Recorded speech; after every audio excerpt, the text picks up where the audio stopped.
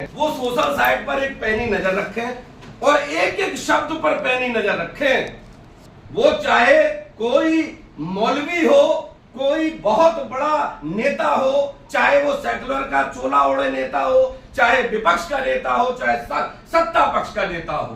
देश से बड़ा, राष्ट्र से बड़ा और राष्ट्र सर्वोपरि की भावना जिसके खून में नहीं है, मेरी नजर में वो भारतवासी ही नहीं है।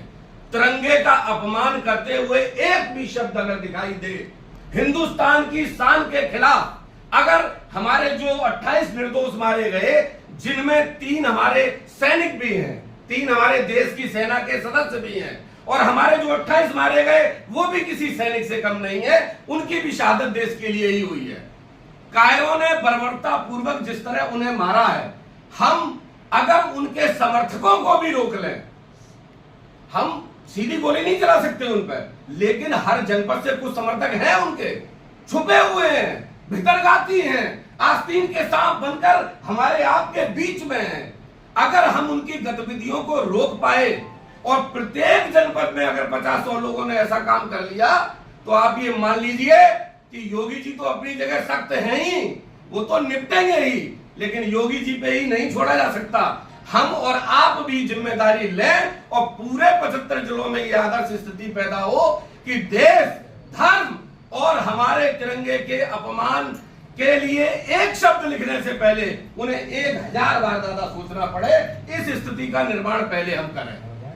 दूसरा, जैसे सुभाष भाई ने कहा कि भाई आप पे असला है कि नहीं है, आप पे ये है कि नहीं है, मैं तो बहुत स्पष्ट कह रहा हूं, मैं तो श्रद्धेय गुरुदेव के आदर्शों का पालन तब से करता आया हूं जब मैं दूसरे राजनीतिक दल में था।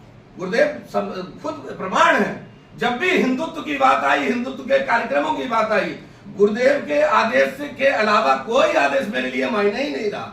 किसी राजनीतिक दल में रहा हूं। बात अगर अस्त्र शस्त्र की है तो निश्चित रूप से प्रत्येक व्यक्ति को अपने घर की सुरक्षा के लिए अस्त्र रखने का अधिकार है।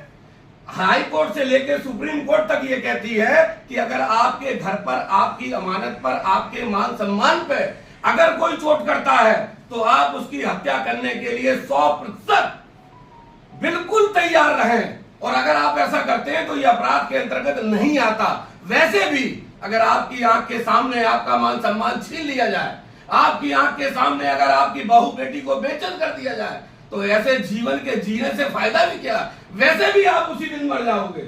तो ऐसे मरने से बेहतर है कि हम उन तैयारियों के लिए सदैव खुद को तैयार रखें। अस्त्र शस्त्रों से